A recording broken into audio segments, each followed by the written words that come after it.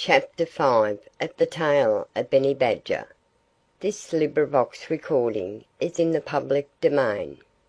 The Tale of Benny Badger by Arthur Scott Bailey. Chapter 5. Speaking of Ground Squirrels. Benny Badger stared none too pleasantly at Mr. Coyote. He didn't like his visitor, and he wished Mr. Coyote would go away. But Mr. Coyote seemed to be in no hurry to leave. On the contrary, he appeared to have plenty of time to spare.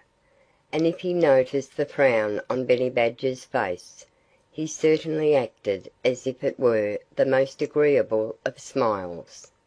"We were speaking of ground squirrels," he began with a smirk. Benny Badger interrupted him quickly. "We were not," he snapped.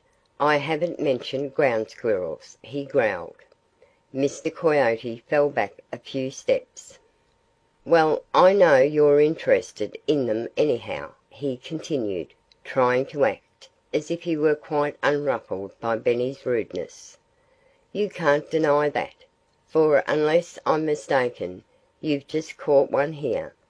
And his bright eyes twinkled, for he thought he had Benny Badger there, and it would be of no use for Benny to deny it. "You are mistaken," Benny Badger grunted. At that Mr. Coyote shot a swift look at him. Was that a shadow of disappointment about Benny's mouth? "Did he get away from you?" Mr. Coyote inquired. Benny Badger had to admit that that was exactly the case. He explained how he had found the ground squirrel's warm bed, but empty, when he reached the snug bedroom. "I don't see how it happened," he told Mr. Coyote mournfully. That crafty fellow gave a short laugh. He rather believed he knew where the trouble lay. And he said to himself under his breath that Benny Badger was even more stupid than he had supposed. "Did you keep an eye on the ground squirrel's back door?" he inquired. And he was so amused by something or other that he began to giggle. Benny Badger was afraid that Mr. Coyote was going to burst into a song again, and he couldn't help shuddering.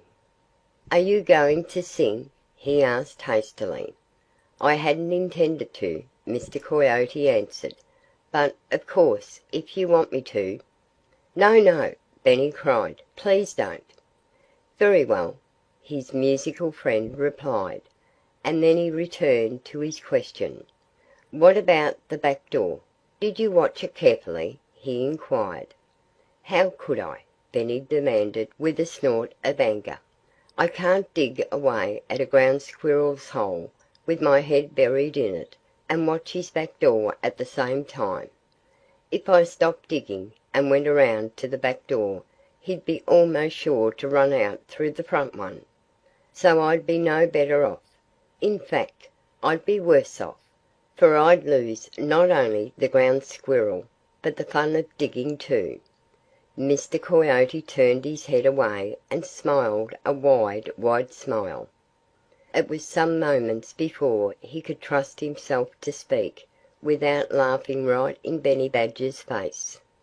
"It's plain," he said at last, "that you need help.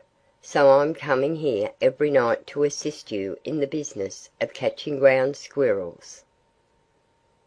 Chapter 6.